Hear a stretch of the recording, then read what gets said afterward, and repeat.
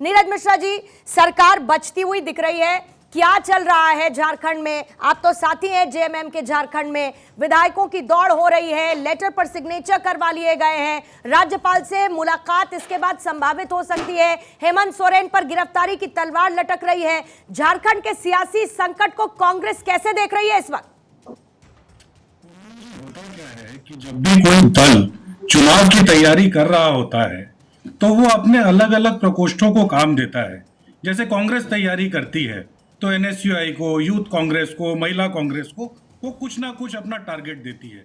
आज जब भाजपा और नरेंद्र मोदी जी 2024 की तैयारी कर रहे हैं तो उन्होंने जो उनके प्रकोष्ठ हैं ईडी और सीबीआई, उनको भी टारगेट दे दिया है कि विपक्ष की उन आवाजों के यहाँ आप जाइए जो आपके डर से डर नहीं रहे हैं, और आप वो चिट्ठी भेजकर नोएडा के मीडिया को इस बात के लिए आश्वस्त कर दीजिए कि ये फलाना आदमी चोर है।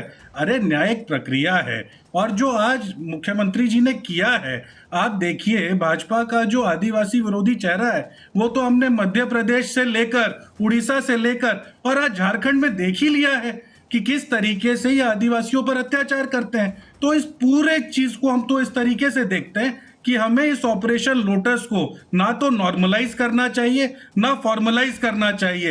एक चुनी हुई सरकार है और जहां ये जमीन घोटाले की बात नीरज मिश्रा जी, क्या ईडी के समन को बार बार इग्नोर कर देना चाहिए? ये आपको वाजिब नजर आता है? वो तो हमारा लीगल रिकॉर्ड्स है ना।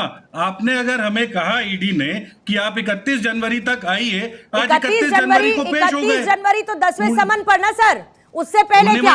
उससे पहले ईडी ने तारीख दी, आपने दूसरी तारीख दी, फिर उसके बाद ईडी ने अगली तारीख दी, आपने अलग तारीख दे दी। समन पे समन, समन पे समन, समन पे समन। लेकिन मैं ये कह रही हूँ, सुनिएगा सर, सुनिएगा, पूछताछ होनी है ना इधर आप। अच्छा चलिए बिहार की बात कर लीजिए। बिहार में समन आया, पूछताछ हुई, सवाल सामने रखे गए, जवाब दिए गए। ये एक नॉर्मल फॉर्मूला है, अगर ईडी समन भेज रही है तो लगातार ईडी के समन्स को इग्नोर कर देना। मौका क्यों दिया सर? मौका क्यों बार बार दिया गया? पूर्णिमा जी, एक बात बताइए, इस देश के अंदर रूल ऑफ लॉ है या नहीं? या जैसे हेमंत बिश्व शर्मा के लिए खत्म हो जाता है, हसन मुशर्रफ के लिए खत्म हो जाता है, छगन भुजबल के लिए खत्म हो जाता है, गावले दंपत्ति के लिए खत्म हो जाता है, नारायण राणे के लिए खत्म हो जाता है और जयशाह के लिए खत्म हो जाता है, क्या उसी तरीके से सबके लिए हम लोग लीगल रिकॉर्ड्स खत्म कर दे? और ये जमीन की बात क्या कर रहे हैं? आज जो मध्य प्रदेश में मुख्यमंत्री बनकर बैठे हैं ना, सिंहस्थ मेले की भगवान की जमीन वो हड़प गए थे और उनसे जमीन छुड़वाने के लिए वहां क्या करना पड़ा? जी रुक जाइए, प्रतुल जी प्लीज, इनको प्लीज शांत कराइए, क्योंकि हम किसी के बीच में नहीं बोलते हैं। इनको प्लीज शांत कराइए। ठीक है, बोलिए। तो इस देश के अंदर जब रूल ऑफ लॉ है, एक लीगल रिकॉर्ड्स हमारे पास अवेलेबल है, ईडी ने हम लोगों को समन किया, हम लोगों ने उनको जवाब दिया कि आज हमारे पास अवेलेबिलिटी नहीं है, आप 31 तक का समय दीजिए, आप आइए आज। लेकिन आने के पहले आपने अगर दिल्ली के अंदर एक मुख्यमंत्री के आवास में बिना वारंट, बिना उनको ठीक है, दिक्कत इसी बात से है ना संजय राणा जी, मुझे जरा कानून में हुए बदलाव और ईडी के बढ़े हुए अधिकार पर जरा आप मुझे बता दीजिए। और जो नीरज जी कह रहे हैं, जो धीरज दुबे कह रहे हैं, जरा मुझे इसका काउंटर सामने रखिए कि इसमें क्या गलत कर रही है ईडी? ईडी का प्रोसेस क्या पूरी तरीके से गलत है और सीएम नजरअंदाज कर सकते हैं ईडी का? देखिए ऐसा है कि पूर्णिमा जी जब बात करते हैं कांग्रेस की और नीरज भाई की, तो अली बाबा 40 चोर वाली बात हो गई। तो ये अली बाबा है कांग्रेस और 40 चोर आप जानते ही हैं कौन कौन से दल है, तो उसमें मैं नहीं जाऊंगा। बीजेपी में, अरे सर सुन लीजिए, सब बीजेपी में सारे संत रहिए। आपने परेशान हो जाएंगे। आप राहुल एक है जो मेरे बगल में और एक राहुल है सीमांचल में। आप दोनों के साथ समस्या में मानता है। अरे भाई साहब, हेमंत बिश्व शर्मा को किस श्रेणी में मानता है? हेमंत बिश्व शर्मा पे क्या केस है? केस का नाम बताइए, क्या केस बताइए? क्या अरे केस क्या बताइए? नहीं पता आपको केस, सिर्फ बातें कर रहे हैं। अब आपको पता है अजित पवार के पास क्यों जा रहे हैं? प्रधानमंत्री जी ने कहा था कि भ्रष्टाचार का आरोपी है वो अली बाबा 40 चोर, उसमें एक 41वां चोर यहाँ बैठे हुए हैं। इनको तकलीफ होने लगी है, ये बताइए। बड़ी छोटी सी बात है, ईडी ने आपको संबल किया, आप आके जवाब दे दीजिए। क्या बताइए, नरेंद्र मोदी ने नहीं दिया था? ये बताइए, क्या अमित शाह ने जवाब नहीं दिया था जब 2008 या 2002 में हुई थी? संवैधानिक संस्थाएं क्या है? कौन सा प्रोसेस को फॉलो? बिल्कुल नोटिस फेंका है। सर सुन लीजिए सर, या तो आप चिल्ला लीजिए। संवैधानिक पद है, लेकिन संविधान का पालन वो कर रहे हैं। अगर वो संविधान का पालन कर रहे होते, ये बताइए, दिया हुआ था 31 जनवरी का टाइम। अरे सर सुन लीजिए ना, आपने रात में जाके दबिश कर रहे हैं। ये क्या तरीका है बात करने का भाई? चिल्लम चिल्ली कर रहे हैं आप। अरे सुन लीजिए ना, संविधान खतरे में। अरे संविधान खतरे में, संविधान इसलिए खतरे में आप चोरी करते रहो और कार्रवाई ना हो। जिस तरह से राहुल लाल जी प्लीज एक एक कर, इस तरह से चिल्लम चिल्ली करेंगे, संविधान आज खतरे में हो गया। बिल्कुल खतरे में हो गया। इंदिरा गांधी ने जो इमरजेंसी लगाई थी, खतरे में नहीं था। जब नरेंद्र मोदी पे कार्रवाई हो रही थी, नरेंद्र मोदी पे कार्रवाई हो रही थी, तब संविधान खतरे में नहीं था।